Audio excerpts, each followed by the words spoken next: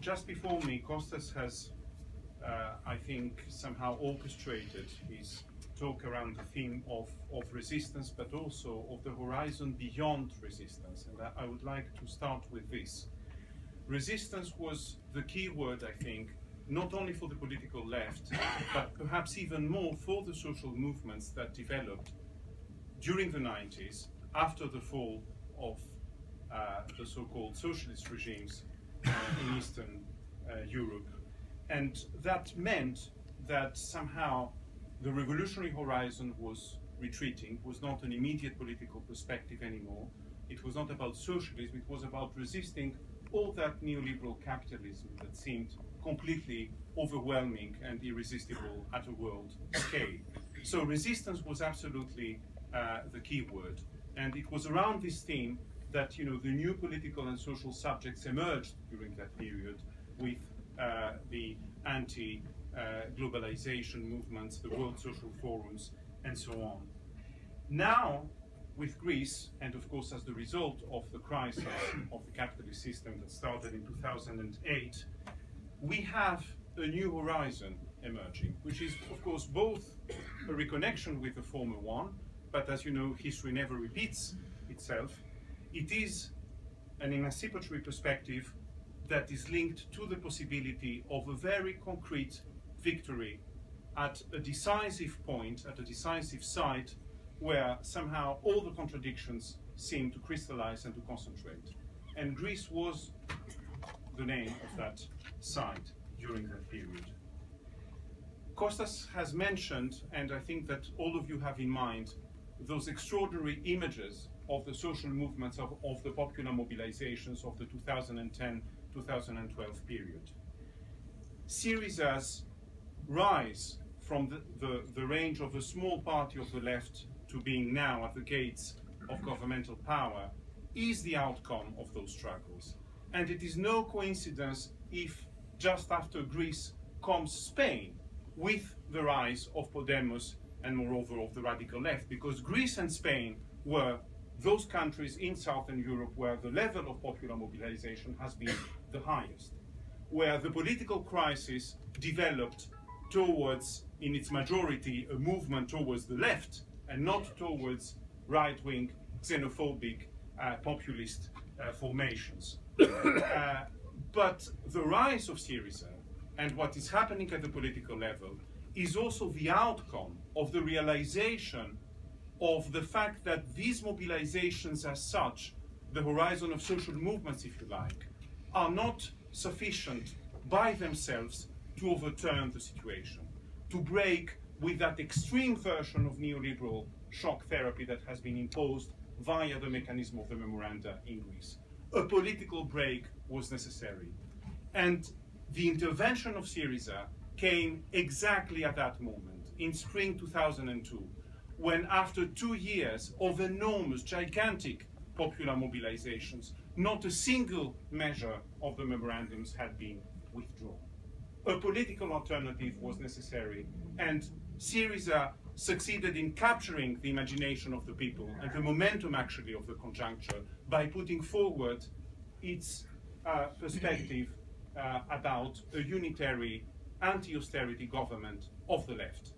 A proposal which was addressed to all the progressive forces, to all the social movements, and which really triggered somehow that great rise in 2002. That brought us to the situation we are in now. A few words about what is happening now in Greece with that campaign. I think that if we put aside the hypothesis of, I don't know, some kind of nuclear bomb or kind of,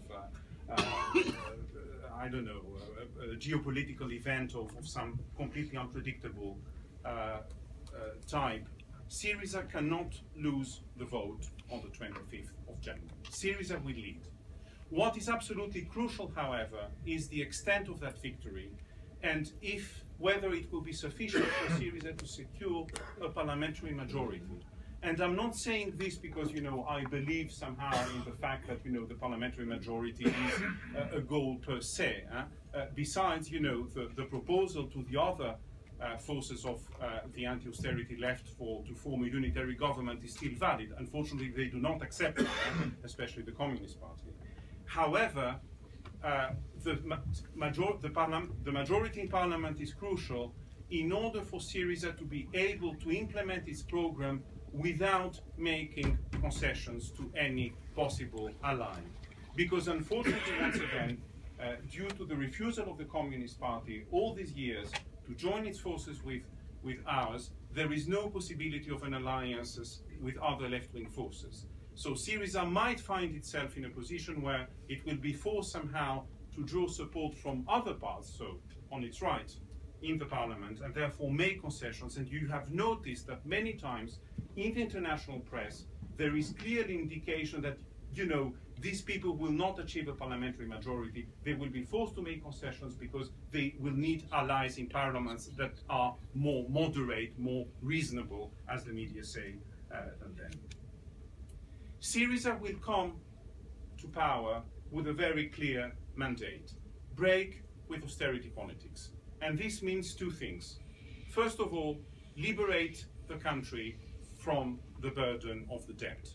Syrizas will claim that what has been given to Germany in the London 1953 conference, which means writing off the major part of the debt, repaying the rest but indexed on a growth perspective of the country, and having immediately a freezing on the repayment of the interest of the debt, the three measures that were granted to Germany at that particular context and allowed somehow the German economy to restart after the destruction of the war.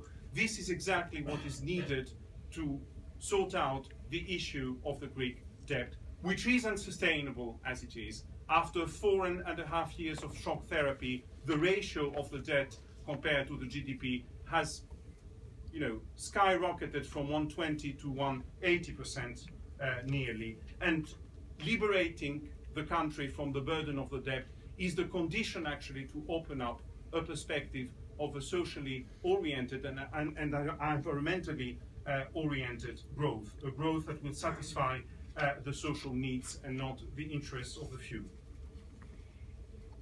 This part is oriented towards a perspective of negotiation with the creditors of the country, a negotiation that will be very tough, a negotiation the outcome of which will depend on the balance of forces, not only in Greece, but overall in Europe.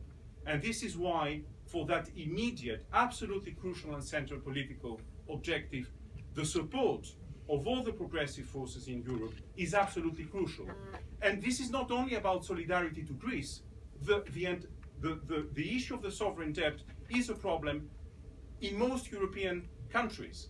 It is the vehicle through which extreme measures of austerity and neoliberal policies are imposed to the people of Europe now. So fighting, supporting what the demands of Syriza and the future Syriza government on the issue of the debt is not just supporting the Greek people, is actually putting forward a demand for an alternative policy at a European level. The second part, however, of the mandate of Syriza is a non-negotiable one. It means dismantling the whole mechanism of the memoranda as it has been imposed in the country since the last 4 years. It means a core set of key demands, of immediate demands, that are absolutely necessary in order to break with the current situation and open a new perspective.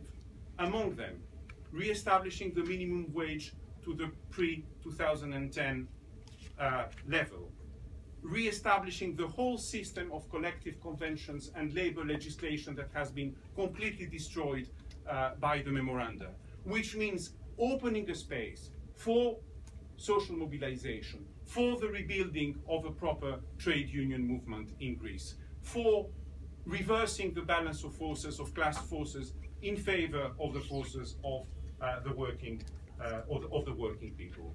It means slashing all those completely inhuman taxes that have been imposed on the population and add to its popularization, re-establishing the minimum pension to its pre-2010 level, breaking with the whole logic of the so-called internal devaluation of labor and the whole logic of having all those budgetary surpluses which are exclusively oriented towards the repayment of the debt. On these two fronts, what we know is that there will be, as Kostas has said, an immense resistance from all the social forces inside the country, but outside the country actually, who have a lot, in a way, everything to lose from a possible success of the Syriza experience. This is why those elections, and everyone can see that, are properly speaking a European event. They trigger an extraordinary interest, not only on the side of the left, of course, of those who are interested by the type of political perspective that is offered by Syriza, but also, of course, on the other side of the divide, by the dominant powers, because they know that if something starts in Greece, then others will follow eventually. That this new perspective will allow the rebuilding of social and political forces that can really change the situation in the entire Europe. This is why the Greek elections and the result of that, the outcome, the issue of that battle, will not be decided exclusively in Greece. They will be decided across Europe in a way. And this is why the solidarity campaign to Greece needs to enter into a new, more offensive and in a way more political, if you like, stage. It's not anymore just about denouncing austerity, showing its effect, expressing solidarity with the concrete struggle of people to liberate from it. It is about supporting demands by a government that will be committed to the interest of the people, that can change the situation in Greece, that can change the situation in entire Europe. Thank you.